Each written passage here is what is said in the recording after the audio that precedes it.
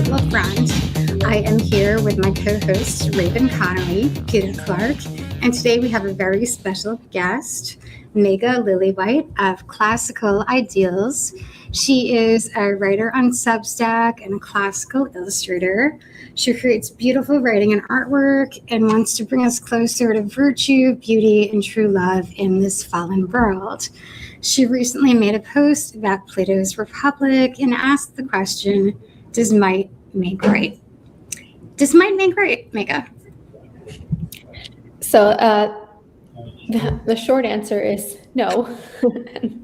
But I really enjoyed reading Plato's Republic, the first book. Okay, this is just like a summary of my thoughts as I go through the book, because it was really interesting how Socrates argued that, because it wasn't an argument that I've ever come up with, where basically he said that, so if the craft of a cobbler is to make good shoes and the craft of a physician is to help treat people's illnesses, then that is the purpose that they're endeavoring toward. Of course, nobody does their work for free. Everyone has to look to their advantage through their craft. So the physician still gets paid and the cobbler still gets paid. However, if they are to look for their advantage first, and excellence in their craft it can be compromised in that endeavor to their advantage, then at that point they cease being a cobbler or physician, and they actually are not, they've degraded themselves because they're no longer in the pursuit of excellence in their craft, but rather in the pursuit of self-serving advantage. And he said that a ruler is something similar, because the moment that a ruler stops seeking justice, the virtue of his craft, the excellence of his craft, and starts seeking self-advantage, in that moment he's no longer really a ruler. In the same way that if a doctor is looking for his own profit rather than trying to heal the sick, he's no longer a doctor in that moment. And that was an argument that I read when I read Plato's Republic last week, and I thought it was really interesting and brilliant. Of course, I'm not the first person, obviously, to recognize this, but part of the purpose for my Substack blog is to capture and amplify interesting ideas that I read about or that I'm exposed to through beautiful art and literature. And sometimes people tell me that when they read my blog post about a certain book or a work of art, that it made them go look at it when they would never have considered it before. So that's the purpose of it. It is, it's very interesting, this idea of advantage versus excellence. And I think, actually, Rachel, someone reposted you in my Facebook. I'm old. Where you're talking about the same idea. I know, I'm a boomer on Facebook. And you're younger than me. You're always older than me, but younger than me. The Neanderthal. But this woman who's she's an artist. She's a digital artist. I mean, she's incredible. She was actually commenting on Rachel making a post about how when male environments start to lower their standards for the women that they socialize with, that's when culture starts to go down Oh yeah, I had a viral post about mediocre women being led into communities which causes those status men to join them, which degrades their value and destroys every vanguard in history. Ironically, just to chime in as the dude on the show here, men create almost everything they create for women, like inspired by women at some capacity, at some level. So there's also that. In my music circles, my friends who are musicians, we talk about this in the context of guys are so jealous of women when they're younger and just started to learn like to play the guitar or something like that, because a girl just has to like learn like 2 or 3 chords and she can start getting shows. She can everyone will welcome her into the circle and she'll be like the cool girl automatically. a guy has to like slave away for years and actually become good, and most guys do not become good, so like never do even like one show ever, because like the bar is so high. Because like you're a dude with a guitar, who cares? Every guy plays a guitar. But if you're a girl with a guitar, oh my god, like let's get you on the stage like tonight, you know. So there are like definitely different standards, but at the same time, that guy who never makes it on stage, he's still writing his songs to like the hot girl he's obsessed with. So there's that. Now, why was there such a huge controversy about you criticizing illustrations of the hungry caterpillar? Like, why did that offend people? I don't understand what pissed people off about that so much. So I have a really good theory about this, and it was clarified to me when I saw somebody's comment of that was hidden from me because I had already blocked that person, and it was in some kind of gossip channel about me. And it was regarding the hungry caterpillar. So I had, when I first criticized it, people thought, I was being flippant and rage baiting. But what they weren't expecting was that this opinion came from years of obsession with fine art and children's literature. One post this woman made was that she said, Megha thinks she's superior to everyone else. And I thought that was really funny it was interesting because at no point in the entire conversation did I ever bring up myself, either as a person or as an artist. In fact, like I often use artwork from other artists that I admire and illustrators that I think are doing excellent work, either in the past or in the present day, to justify my claims of what makes good design and good illustration and good storytelling in fine art, especially for children. And so people think that the simple fact of imposing objective aesthetic standards means that you're making them personally feel bad. And I think this is a consequence of what Rachel was touching on earlier with allowing mediocre women into different spaces, regardless their skill or talent level, because they take things very personally. Whereas when you are actually interested in pursuing the excellence in your craft, you move past a point of taking things personally because you're just so interested in trying to actually get better that you don't care what people say about or how things affect your feelings, when you just want to be told, okay, here's what you're doing wrong, here's how to do better, here's how to get a better result, and you detach yourself. But then you forget that in the world of ordinary or mediocre people, they're not thinking like that and that's why they're mediocre at anything, because they have never detached themselves personally from a craft, any craft. And so when someone imposes any kind of standard, they take it extremely personally as like a personal attack. And so, I already have a kind of reputation online, and I think that is part of the reason that I do get so much hate is, first of all, Twitter used to have a character limit, and that character limit means that unlike in-person female interactions, you don't have as much space for apologizing before every single statement. And so I trained my writing to be like that, where it was just direct and to the point and as dense as possible with the meaning and syntax. And that often came off as rude to especially to women online. And because the purpose of my writing has always been to appreciate the excellence and the ideals and things, that's why I call it classical ideals, that people who are not interested in excellence and have their egos entangled with the ideas that they are talking about take thoughts of someone like me or like Liza as personal attacks on them, rather than as objective indictments of objective standards with regards to a certain craft, such as writing or art. Well, Megha, I think that we should clarify what the controversy is. And I actually have your post on Substack pulled up here. So I'm going to read it. And I want to poke at your ideas here a little bit. I think that this is a great conversation. And I think there is definitely a lot to poke at from different angles. But this is the post that I stumbled on, I think is the main post here. It says, or you say, Instead of getting the hungry caterpillar for my children, I got A Butterfly is Patient, which is a book that's more like classically illustrated. Why? Because children deserve beauty rather than ugliness. It nourishes their spirit in a healthy way. Ugly art is junk food poison for your children.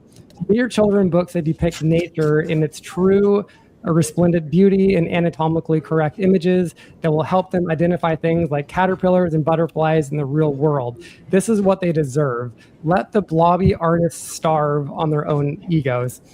Okay, so I love the way that she phrases it. I think that women with sharp tongues get a lot of crap for being serious, and that might have been why mediocre women were criticizing her. Just I just wanted to throw that in, but go ahead, Peter.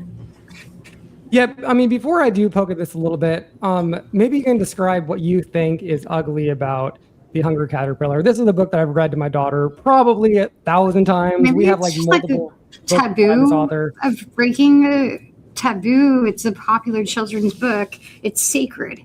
How dare you violate also this like, sacred to me, I children's look at it, book? it looks beautiful to me. So maybe describe why, in your opinion, it's ugly. So one of the reasons is, so first of all, you have to detach nostalgia, because nostalgia is really powerful. And Why do you have to? Like, why? because when you're judging the objectivity of design and art aesthetically, you have nostalgia that is biasing your opinion, then you're no longer objectively evaluating based on the factors of aesthetics and design, but rather evaluating based on personal valence. So for example, if something is really badly made, for example, like, a mug, and you think it's wonderful because, your brother made it for you when you were a kid, that holds a lot of emotional valence for you. But if maybe we can pause really quickly on that, because I feel like culture, the growth of culture is nostalgia based. And I think at some level we can't take nostalgia out of culture, because that's what culture is. Like, we learn from like what we were taught as children and we pass it on. And you can look at other cultures and say like, that's ugly. But that's because you have a lack of appreciation for that like wealth of nostalgia in that culture, right? I don't agree with that, Peter. I don't agree with that. I think there are objective beauty standards. I think Raven agrees with me too. I think too. I just think they're separate topics, perhaps. But I think I think that there are things that are beautiful and there are things that are ugly. If there's a culture where people grow up, like with the poop pattern as like their main pattern that's on everything that they own from when they were children, like, just because they've got an emotional connection to that doesn't mean it's subjectively better than a rose. Like, and I agree with what you're saying, is that you're making a very good point that, emotional valence is really difficult to disentangle from our aesthetic judgments.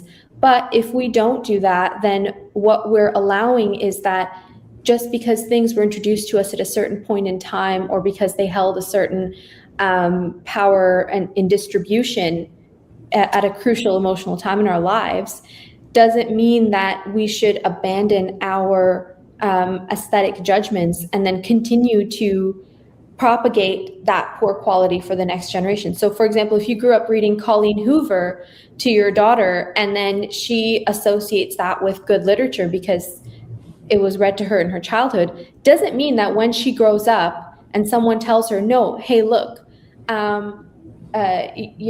Tolstoy is a much better writer than Colleen Hoover, she can't then go on and say, well, you can't say that because cultural relevance is subjective. And so, I'm allowed to say that Colleen Hoover is just as good as Tolstoy because I have a personal attachment to that. People aren't mad at you because you're talking about how the illustrations are ugly. They are objectively ugly compared to. I don't think so. No, what they're angry at is that she is breaking a sacred cow. The sacred cow is that The Hungry Caterpillar is a beloved children's book across the world. And being Nietzschean, I believe, with the way that she is beyond emotions and morals and she is only speaking truth, people are not ready for that kind of criticism. They're just violating children's happiness in their eyes. And I don't think it has anything to do with her aesthetic critique. That's my opinion.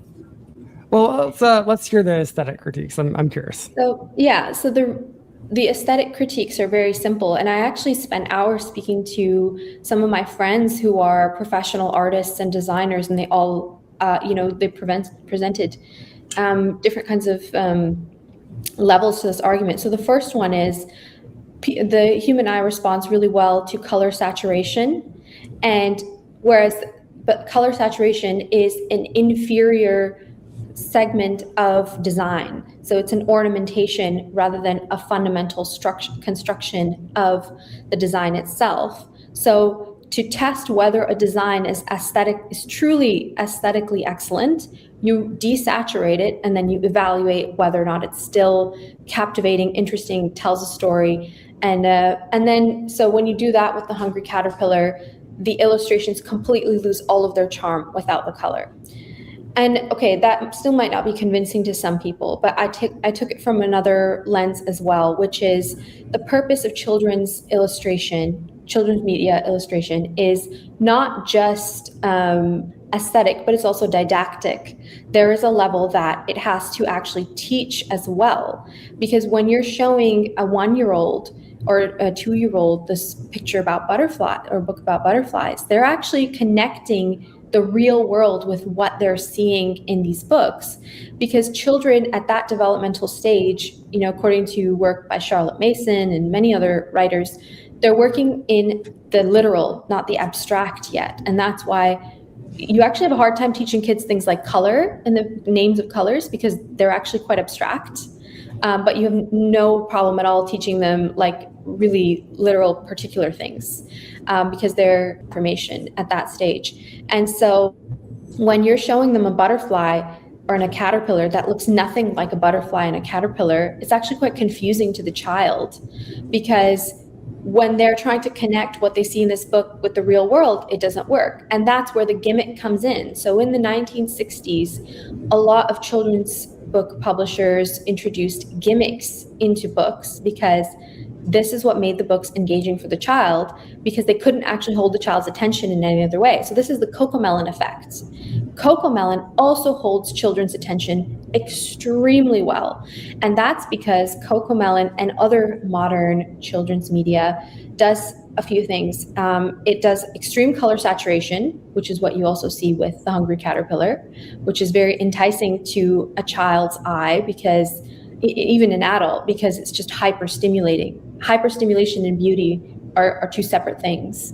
And then two, they change the scene every couple of seconds. The frames don't last more than a second and a half. And that destroys the child's attention span as well at the exact age when that attention span ought to be expanding with the help of the parent. And the third thing is that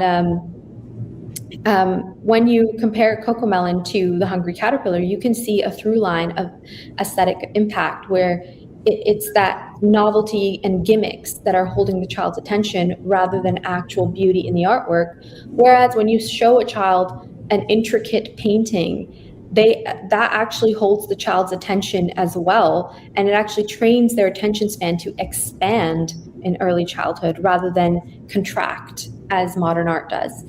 But coming back to the Hungry Caterpillar's aesthetics, when you look at the silhouette of the butterfly, a lot of parents know that children point this out. They say, like, when they get a bit older, they see the butterflies upside down. The butterfly, part of drawing a butterfly well is capturing the ideas of a butterfly. A lot of people mistakenly assumed that I was talking about hyperrealism, but that is a straw man argument. I was not talking about hyperrealism, because hyperrealism is also often contains bad design. I think realism is a necessary, not sufficient condition to good design, some level of realism. So there are several ideas that make a good butterfly, there are several ideas of a butterfly that a good work of art ought to capture. And one of these is its lightweight floating idea. Like when you look at a butterfly, it looks light as a feather, like it could float away at any second. When you look at the silhouette that is used by Eric Carle, it is actually weighing the whole image down when you look at, because the outside of the wings is much heavier than the inside and they're face downward. It doesn't actually look like a silhouette that could float up and fly away. So that is lacking. So it's actually not even conveying the ideas of a butterfly. When you look at the patterns in the wings, a butterfly has very particular symmetric and well-articulated patterns of colors, not just random splotches when you look at it. And that is also missing from the idea of the butterfly. So if it were to capture, at the very least, the beauty of the butterfly's colors, that has also been ruined. So when I look at the Hungry Caterpillar, I'm fortunate because I don't have that nostalgic connection, so I can see it a bit more clearly. And I compare it to Sylvia Long's artwork, which is what I compared it to in my original tweet. Sylvia Long has a respect for the natural beauty of the butterfly, and that's what she's presenting to the child in her artwork. Whereas Eric Carle seems to take the natural beauty of the butterfly, and in fact, all of the ideas of the butterfly, and subvert and pervert them to fit into a modern art mold. And you can see this, there's also the aesthetic of a lack of scales. So the scales are not consistent. Disney often contorts, caricaturizes its subjects in, like, when you look at the animals in Snow White, they're realistic, but they're not hyper realistic. But one thing that Disney does keep consistent is the scale. The scale, you'll notice, is very strict and doesn't change. Color palette also is not meant to be like Skittles for the eyes in Disney. Color is used very particularly to tell a story, whereas in Eric Carle is used just to grab attention. And you're really into the intricacies of beauty and illustration and proportion, where in my eyes, most people are just like, why is she saying something so cruel about a beloved child's book? I mean, you're talking about being superior before. What if you actually are superior in this case? What if you are putting pearls before swine and these people simply have no idea what you're talking about at all? You've got mediocre women who are drawing in mediocre men who are like, how dare you criticize this book? And they don't even understand what you're saying. Because I don't know, Raven, if you see it that way, or if you're more like with Peter's, I have an aesthetic disagreement. My mediocre art taste over here. Raven, what do you think? Is it her aesthetic critique, or is it just that they don't understand what she's talking about because she's being too technical for them? Well, yeah, I think for most people, the aesthetic critique is completely lost on them. I find it interesting. I'm compelled by it. I actually agree with you that of course there's an abstract nature to the Hungry Caterpillar in the way that it's illustrated, and that, as an adult, you can process abstract art and understand what it's referencing because you already have the imprints of the references. So at that point, there's like the art itself is a representation that's aware that it's a representation. So there's this distance from the real in itself, the natural. Adults can handle that type of imprint. And I think part of what's interesting about this is, Dadaism and modern art and all of this, it's been very significant cultural and phenomenon, for the last 100 years. And it's almost at its extremes now, with fragmented short form videos with like crazy like heads popping out of toilets, and It's postmodernism's corpse waiting for you to necromance it. Absolutely. Like, yeah, you have a way with words about this, Rachel. That's why she's Anyway. It's like if you're putting pearls before swine, and then the swine are like, hey, we don't like you because you're taking something seriously. You've got a serious... I have to take it seriously, because when I started, I love knowing like giving explanations to my core feelings. And so when I first look at something and I have a visceral reaction that, oh, that's horrible, like I want to understand why I had that feeling, and I don't want to dismiss it as like, oh, that didn't happen, or you're just not smart, that's why you had that feeling. I hate that. So when I started studying art, I did it out of love for art. It was never for any kind of prestige or any accolades. So that's where, that's why I have the kind of art education I do, which is I think it is dissident. And I'm really interested in making beautiful children's literature and artwork. And I think if I'm really interested in doing a really good job at what I'm doing, then I have to understand what it is that makes beautiful children's literature beautiful. And I think that a lot of people are really drawn to that naturally. For every hate comment you saw online, my inbox was flooded with like dozens and dozens and dozens of parents telling me how their children didn't like the Hunger Caterpillar. Some of them said the only reason they had it is because they gifted it to them or because they were told to get it, but it was just sitting on their bookshelf. And they actually personally secretly thought it was horrible as well, but they weren't allowed to say it. And so I kind of gave them permission to share the opinion that a lot of people already had, but they were really scared to say. And it was like an emperor has no clothes moment. That was what happened with the book that you criticized, that you said wasn't as good as the Odyssey. I had thought it was Moby Dick at first, as I had said in the last episode, but then I realized it was another book. I think it was Finnegan's Wake. Was that the one that you said wasn't as good as the Odyssey? It was Ulysses by James Oh, Ulysses. Joyce. Okay, yeah. So when you break sacred cows and you're, let's just say, dark philosophical woman with strong opinions that are right-leaning, you are going to get a lot of people that just have no idea what to think of you. Like, they're just going to, like, the audacity of you, of all people, to say this. How dare you insult our gods? I think that you also have just like a world view of what is beautiful, and you're kind of like forcing that onto nature. And that isn't what nature actually is. Because, for example, you said that butterflies in nature don't have random spots. You can Google butterflies with random spots. And actually, Peter with his fact checking, he always has the fact checks ready. It's like a thing. It's like totally thing. Okay, so I'll make that, that point that you just made. Butterflies in nature can have random spots, but those are not ordinary butterflies. And so for example, if you were painting a beautiful woman, you're capturing the ideal, like William Adolphe Bouguereau painting Venus. He's not going to paint, a woman who has a deformity on her face, even though such women do exist. And he's going to paint the ideal. And if you were, for example, because butterflies, everybody thinks butterflies are beautiful. Everybody thinks women are beautiful. But if you are like a bottom dweller fish or like a blobfish or a hagfish, something that we look at and like we just are disgusted by it, right? Like every single one of us. If you are a male hagfish looking at a female hagfish, it's deformed, it is not symmetrical. That's the hottest thing you've ever seen in your entire life.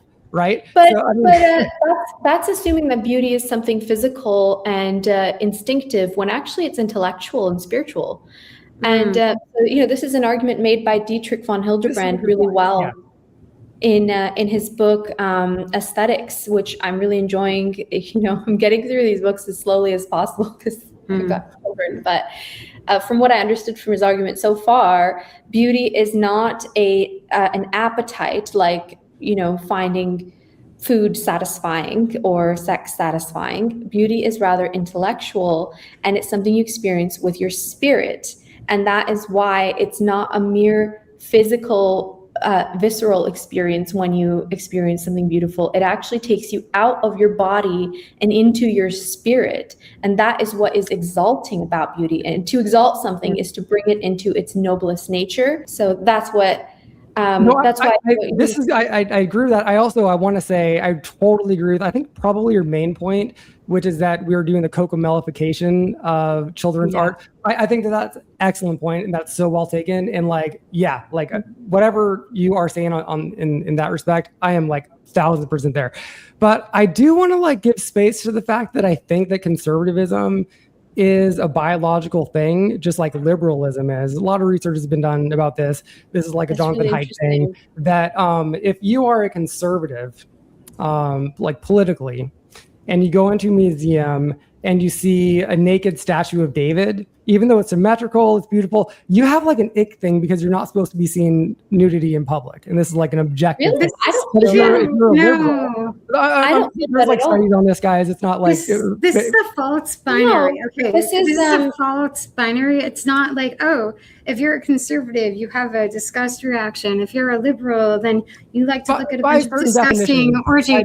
No, I don't know any conservatives. Okay, the biggest conservative of all, more conservative than any right-wing person today, was Michelangelo Buonarroti. He was so conservative in his letters, and I've like done deep dives into his biographies, which of course the leftists have defiled and twisted. Okay, well, let's talk about like homosexuality. Like conservatives have a factor to homosexuality, and that's why conservatives are against it. Liberals are more like open-minded. This is like. But why are we binarizing politics? So there's a huge distinction in art that needs to be made between pornography and nudity, which I think has been really clouded over the last century because pornography has become so prevalent. And the reason that looking at a painting like the Birth of Venus or a statue like the David, first of all, David's not symmetrical, by the way. It's a illusion to because he's like top heavy, so that it looks symmetrical when you're standing a certain way, but when you stand further back, you're like, oh, it's actually really asymmetric. So symmetry and is not like the be all end all of beauty. In fact, there's spiritual, always it's intellectual, like you were talking about. My Substack article, I even talked about how stylization is a part of beauty. And when you look at Botticelli's Venus, for example, which is like a really iconic painting of Venus on her seashell, naked, covering her privates with her hair, that is actually extremely stylized. And when you analyze it anatomically, her neck, her shoulders, her arms, they're not the right lengths at all. And it's not symmetric. But the reason that it works is because Botticelli had a sense for harmony in composition. So one thing, the placement of different objects in the visual space was harmonized so that the eye would find balance, even if the anatomy of the subject was not perfect. And I think a lot of hyper-realistic, photorealistic artists today miss the compositional strengths in their work because they're so busy copying photographs from a screen. And that's why I think that we need to go back to drawing from life as well, because I think there's something about artificial light from a screen that distorts the artist's eye.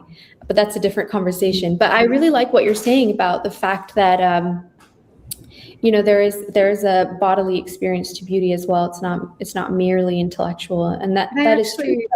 I mean, I do just want to see, like, are you guys in denial that openness to experience as a personality? Openness to experience, when you, like, the thing that I hate about this Jordan Peterson point that keeps getting repeated. In fact, I've written entire Substack essays about this.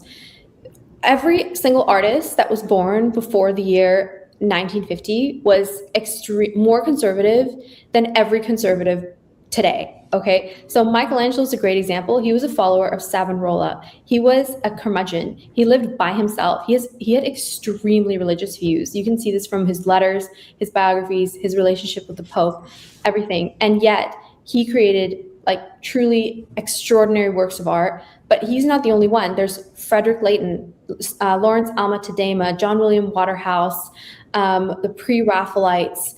The Pre-Raphaelites are a great example. They were extremely religious.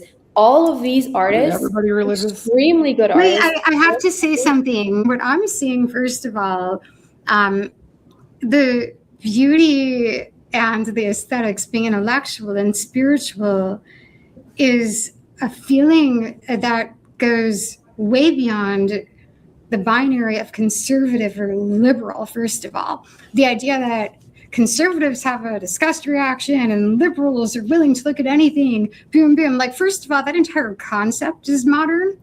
This is something that somebody wrote a thesis on for their paper at their university, and then they turned it in, and now we're reading about it, and we've got two political binaries. I'm not really sure that it holds any validity in terms of things as ancient as beauty or aesthetics. Second of all, what I think about the idea of people becoming more conservative through the ages, it's going to equate to the Dadaist in one era is going to be comparatively conservative to the classicalist simply because of the era that they were born into before. And I think that politics really misses the point of beauty. And I think Roger Scruton, he tried to translate these philosophers that you're talking about now to explain beauty to a modern audience. That's my impression. And I think that Peter is coming from more of a direct perspective, relating things to biological truth and to rational, this is reality. Raven, am I interfacing properly? Because that's what I got out of the discussion. What do you think? Yeah, I think there's so many different layers of what we're talking about here. I think we can all kind of agree that there's an element of beauty that is, like you said about ideals. It's something, Polya's ringing in my head while we're having this conversation. Polya's always ringing in your head. Of course. But the idea that beauty is something artificial, right? It's created, and there is a connection to, let's say, nature in the broader sense, nature with a capital N. But it's a refinement or an extension, like man kind of, and his Apollonian eye is kind of forming this ideal of nature. And that's what great art and the movement of Western culture is. Of course, Paglia would argue that there is a Western tradition that's different than, let's say, the way that in the East the eye moves on the canvas and the way that beauty is constructed. So when we're in this realm, there's so many different ways to approach the topic. And to say, like Peter, what I think you're getting into around this research on conservatives and liberals, and there is some level of culture that is bifurcating or moving based on personality structures and clusters.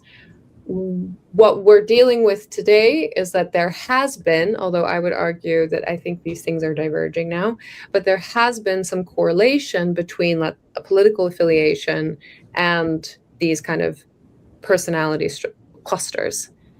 I think I would question that now, today. I think right now there is such a huge upheaval happening in terms of how people, these...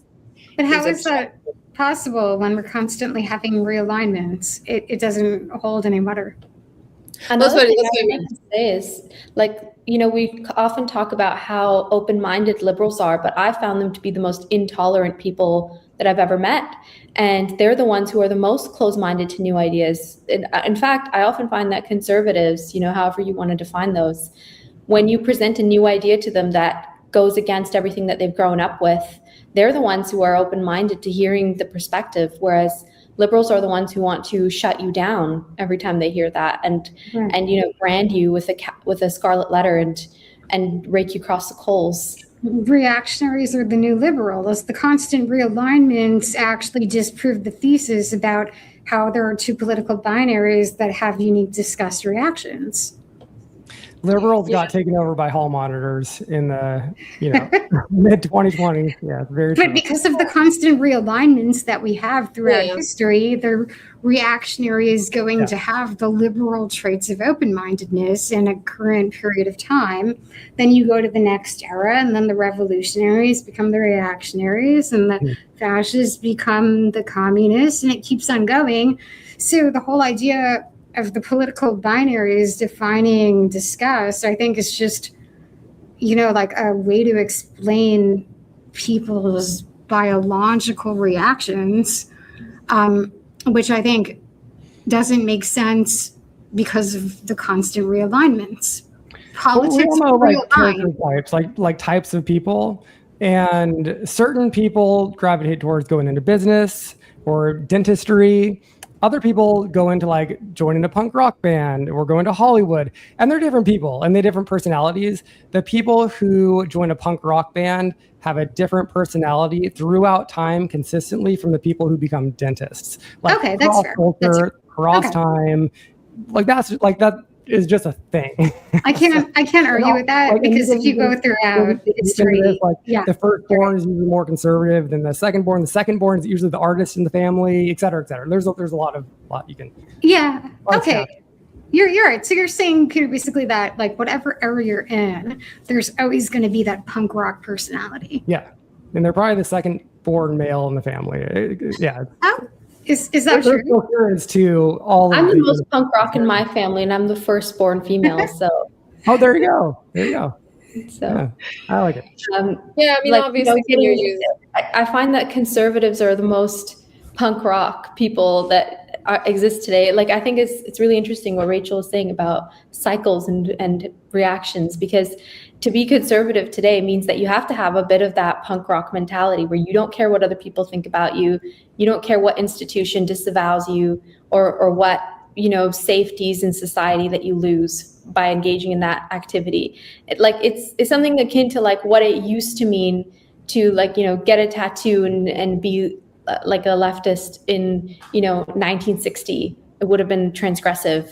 So today it's kind of like it's that. But I think that because these things are so ephemeral and constantly changing, we shouldn't hang our virtues and what we should pursue in our craft on political binaries and political ideologies. Rather, we should just try to pursue the truth. Like, what do we really think is the correct way to do something and why? Yes. And we should be pursuing that. What is the correct way to treat human beings in a fair and just way? And we should try to be pursuing that. And whether that gets you labeled as a liberal or a conservative in whatever time period you're in, it doesn't really matter.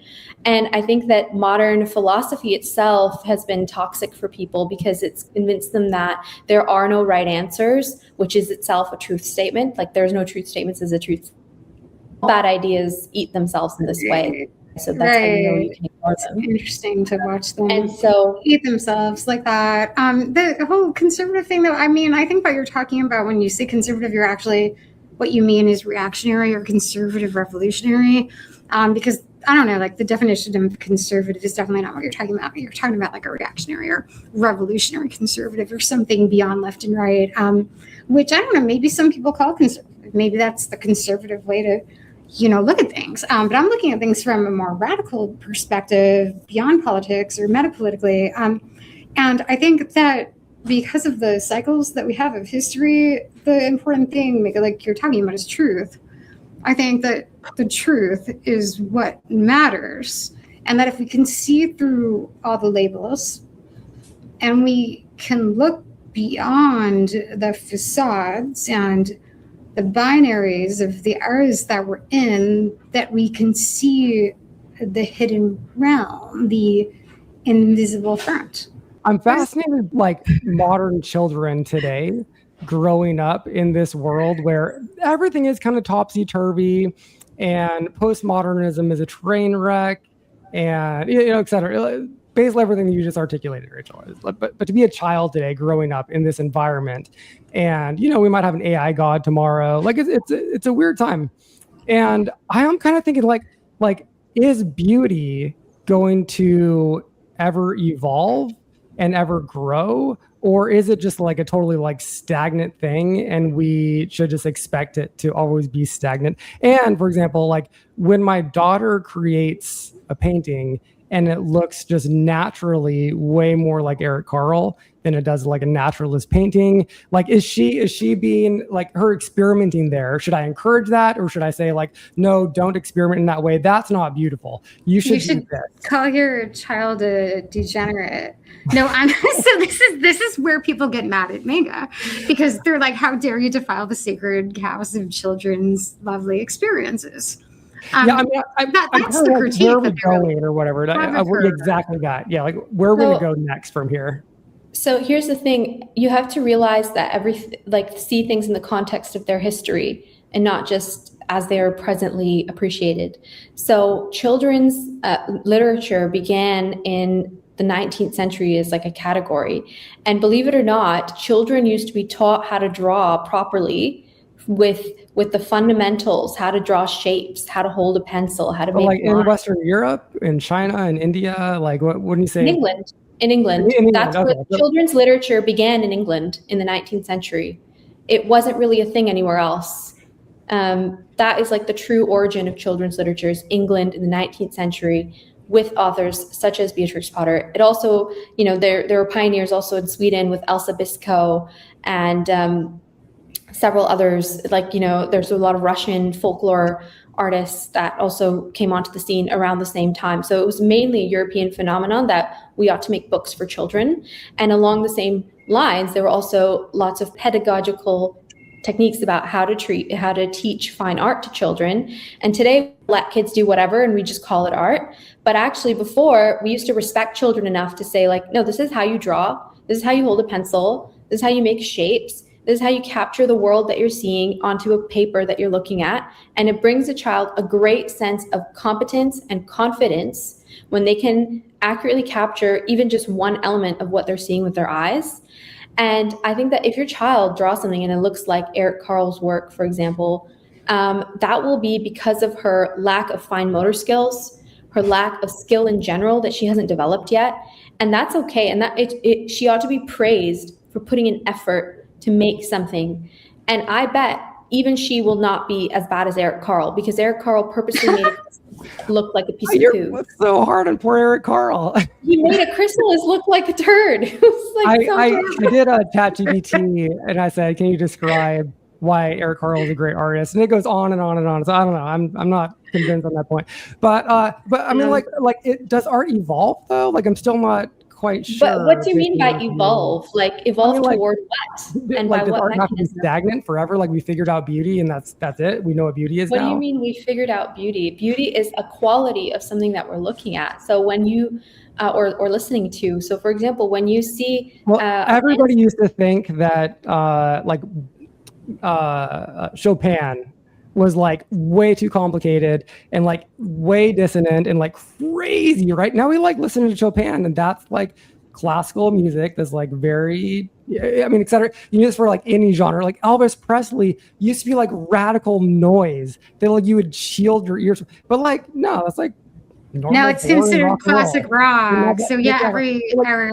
Yeah, so I guess this is beautiful. I'm like pro this, and I'm worried that culture is stagnating. And I'm worried that if we just look backwards, not forward, we are like praising stagnation. And I think that humans like should be. Here's where I think like a lot of political commentators who talk about art, they often fall short of it because they're not actually in the art world. So all they see are the political commentators. They just see their own peers. Whereas I am coming from a different perspective because I hang out with artists and I speak to artists today, living, breathing artists who are making work and selling work, and they're extremely successful. They're featured in magazines, they're in art museums, they're creating work, they're getting high level commissions from patrons from around the world. I'm friends with people in Florence, in America, and like I'm following also all of these artists around the world because that's what I'm passionate about. I've got like, a whole list of artists that I follow today who are alive right now, and some are my age and some are younger than me and creating incredible work. And so the idea that art is stagnating by looking backward at the old masters is simply a phenomenon of political commentators who are not actually interested in art themselves. So I've actually written an essay called "Where is All the Conservative Art?" on my Substack. And in this essay, I delve into this very subject that there's actually tons of conservative art all around us being created every single day, doing extremely well. It's just that you're not looking for it because you're not interested in it. And, there's one artist named Annie Stagg, who I absolutely adore. And she is making the most gorgeous, it's not even like realism. I call it like dreamy realism because she's making these incredible worlds out of her imagination that are obviously borrowed from realism. And,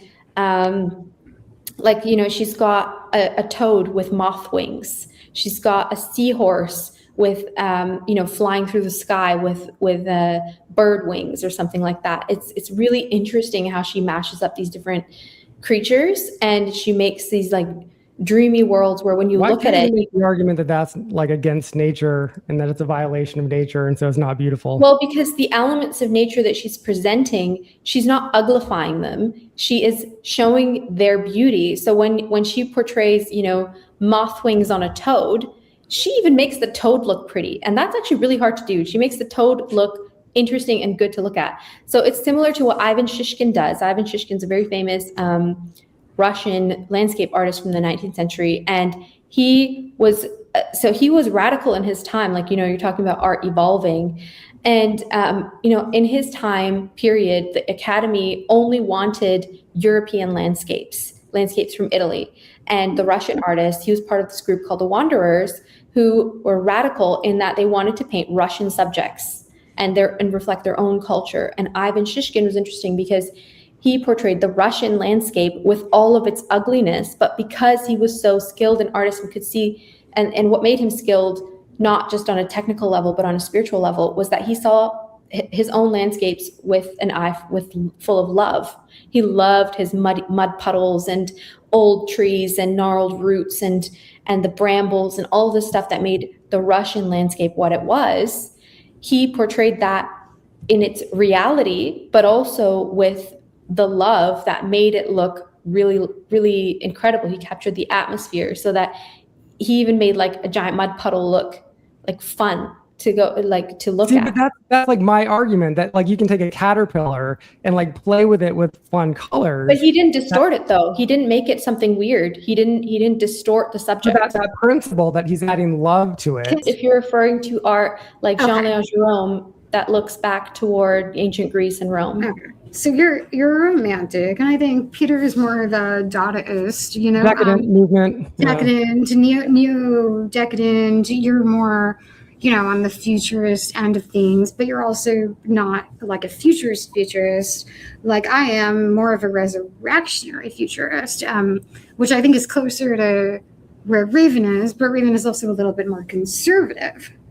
So I think, that we are kind of an artistic spectrum between the four of us, in which we all are on different parts of it. I created an aesthetic political grid to explain this exact phenomena about how there's an aesthetic left and there's an aesthetic right, and how there are very technical places that people stand on this grid to describe their aesthetic position, and that we have never really come up with a way to explain this. But I'm looking at this aesthetic political grid right now and seeing everybody on a different place. Yeah, I'm fascinated to get Raven's thoughts. Oh, yeah, I mean, I think that we are kind of in different positions here in regards to art and aesthetics, but I can definitely see this, like there's something I think, Peter, you're trying to like hold on to in terms of like, okay, what about elements of distortion, or what about elements of playing with reality beyond reality? What about new techniques of like things and new technologies also entering into the world? How does art respond? How do artists respond to those things?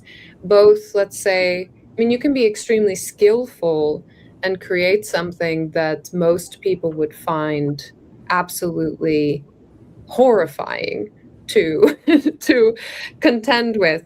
Like for example, when you look at gargoyles, right? I mean, these are grotesque creatures that do evoke this response of they're intentionally attempting to provoke you and provoke this aesthetic reaction in you.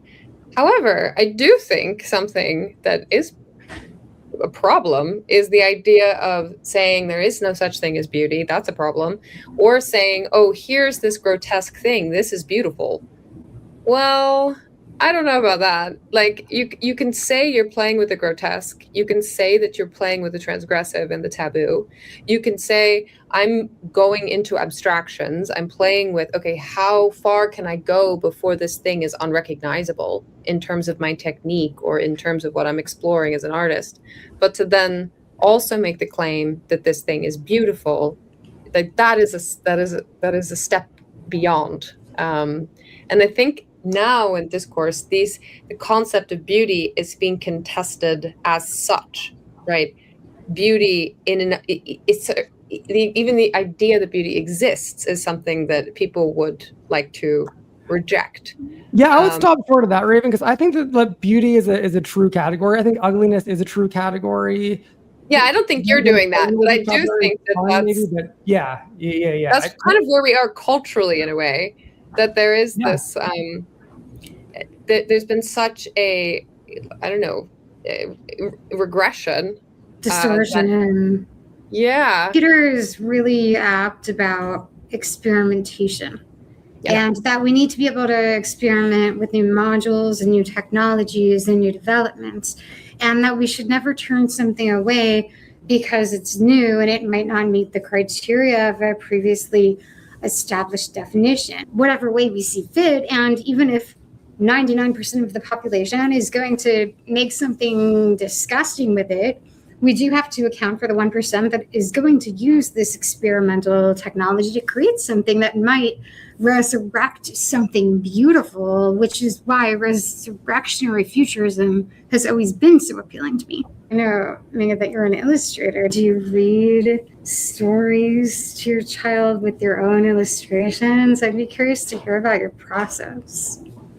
So I do make children's books. I illustrate and write children's books because I'm very motivated to not just complain about the state of children's literature, but also try to contribute to bringing back a bit of humanity to it. And, you know, for any disagreements we might have had in this episode, I do, I want to say that we need to bring back humanity to children's literature and not just have like a machine pump it out, which is what I'm seeing increasingly. And I think all of us here can agree that there's something wrong with that.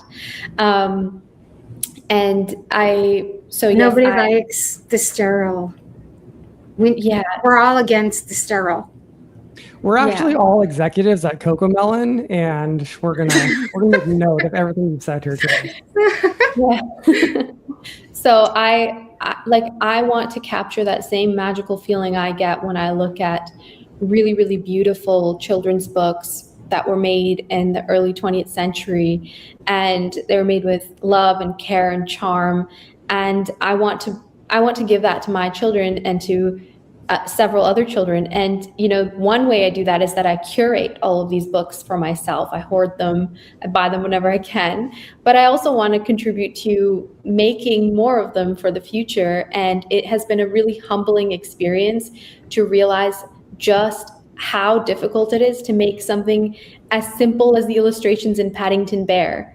Like even accomplishing that level of charm and whimsy and harmony and balance and storytelling in those illustrations is actually really, really difficult to achieve.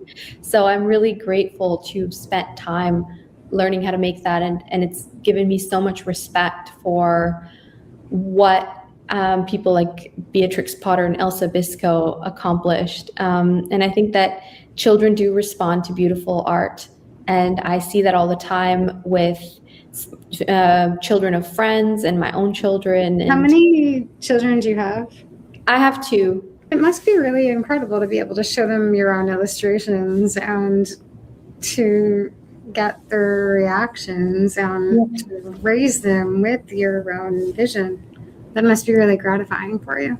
Yeah, it's really fun. And, you know, they like drawing with me. So sometimes, you know, they sit in my lap and we draw together because they love to copy me. And I really like doing my art in physical media rather than digital media, even though it's a lot more convenient to work on an iPad, especially as a mother with young children. But I think there is a level of danger in physical media that I think could be, this is just my theory, I have no proofs for it yet, but I think the danger in using physical media is what gives it a lot of its charm, because there's no undo button.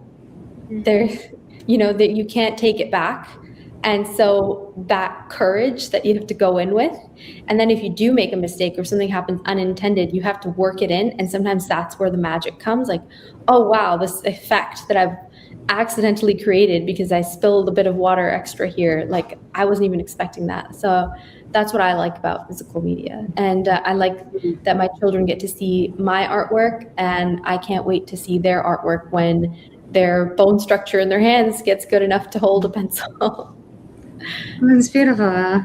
I'm feeling like I could go to a classical art museum in Austria, like the Museum of Kunsthistorie, and I could also go to like some weird Dadaist experimental tech exhibit with Peter, and I could also go to some bizarre, futuristic, kind of neo-romantic kind of party with Raven, and I would have a great time at all of these, exhibits, right? So I think there's a certain element of, I guess, viscerality would be the word, where you might be more attracted to the visceral than to a certain era or to a period, and that might make me kind of dilettantish, that I might not be a classicist or romantic, and that I'm always coming up with new terms for myself, like futurist, resurrectionary. What does that even mean? Maybe that's just more postmodernism, right? But I feel like there's a visceral quality that draws me to art. And for my gallery, what I select for is visceral art. Some of it is classical, some of it is reactionary, some of it is more on the Dadaist side, some of it is digital, wild experimentation, but all of it has a visceral quality that moves me as a curator. It's just natural. So Bernini's used that psychological element in his work to pull people around the piece. And then because the piece is so sensual, because you can see how like the hand imprints onto the thigh, or like the hair being pulled, like all of these little details make you feel that there's a physical, sensual quality that you can feel in yourself, right, when you see it, because of the empathy. That's what I like. Bernini was a political radical because he thought he was in the anti-Reformation art period, where he was trying to show people that, because the Protestants were against art because they thought it was a form of idolatry, whereas the anti-Reformationists, the Catholics, they wanted to demonstrate that the experience of the sensual activates your senses, and then it doesn't actually keep you in the sensual world, but it pulls you up and toward seeking more beyond the sensual world. So the senses can actually lead you to piety rather than lead you away from it. Like, even though they can be used to lead you away, but they can also be used to lead you toward the God. Divinity is the key element here. When you're when you're moving upward toward the divine experience, and the art is giving you a feeling of spiritual elevation, then you're engaging on a more hyper-dimensional plane. And I don't think that understanding that really works out for most people. I think that the majority of conservatives, and like, I know you call yourself a conservative, but I think the majority of conservatives are like, why does that look weird? Which actually speaks to Peter's point about, okay, maybe there are two, political binaries after all. Because what you're talking about is like transcendent. What you're talking about is post-political. We're talking about like the radical hyper-dimensional realm. And I don't think that most people understand that. Maybe we think we're superior. I don't know. I've got a great example of artwork that will help me reconcile with Peter a little bit so that we can end on good terms. So when you're talking about the evolution of art, the main and when it's done well, the main artwork that comes to mind is the Paris Café by Ilya Repin. And Ilya Repin an incredible artist, also of the Wanderers period, Wanderers movement, like Ivan Shishkin. And he famously took a trip to Paris to study from the Impressionists. And he, I know like beginner level Russian, just enough so that I could, decipher the letters and see what he was writing. And he absolutely had like tirades against the Impressionists. He hated the Impressionists. He thought they were just grifters. And he hated the French, actually. He was really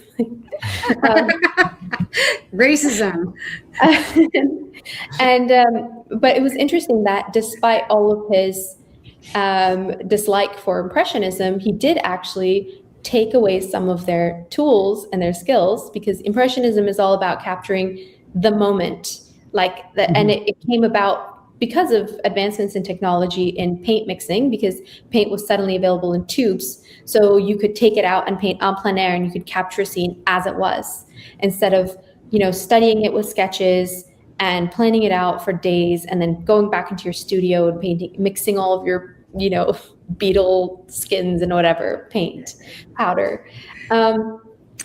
So in The Paris Café by Ilya Repin, you see him using the tools of Impressionism in a skillful way. So he didn't capitulate fully to it, but he did realize where its merits was capturing ephemeral things that are moving so quickly you can't even see them. So in Paris Café, you have a scene of a Paris Café, and you have dozens of characters. And in the foreground, you see like 4 or 5 like really well-articulated, realistic characters that you might see in a Paris Café hanging out all the time.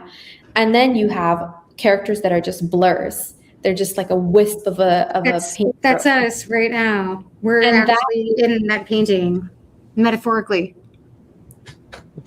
Pardon? We're in that painting metaphorically right now. I feel like we're living the literal version of that, which is kind of the point, I think, that the artist was conveying, which is fascinating on its own level. And it also has a postmodern quality to it. I mean, in a sad way, the cafes moved online to the podcast. There's something very like a postmodern.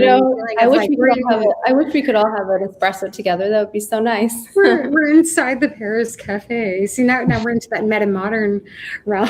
Yeah. But I really liked how he captured the ephemerality of the characters that were in the background, in the medium ground, because he was capturing something very real about Paris societies, which is kind of like modern day Dubai, which is that people come and go, and there's only very few characters that stick around long term, but the rest of them, you just capture a brush stroke of their personality before they've already left. And the inferior ones. The ephemerality of the inferior people.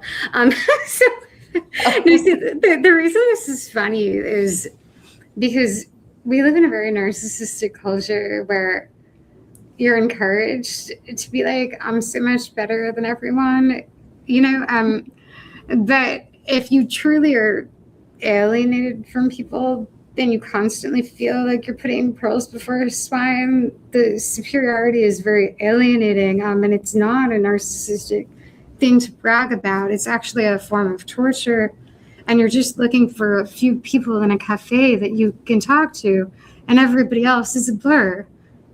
I mean, that's reality. Yeah, you've captured it. I love that. Yeah, I pulled up the painting, and it is very cool. I'm gonna have to read more about it in the history of it, because I do love that. The way you articulate it is super awesome. Tell our audience where they can check out your work. I know your Substack, Classical Ideals, is very popular. You also have a big Twitter X account.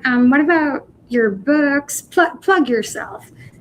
So you can find me on classicalideals.press. I'm on Instagram, Megha Lillywhite.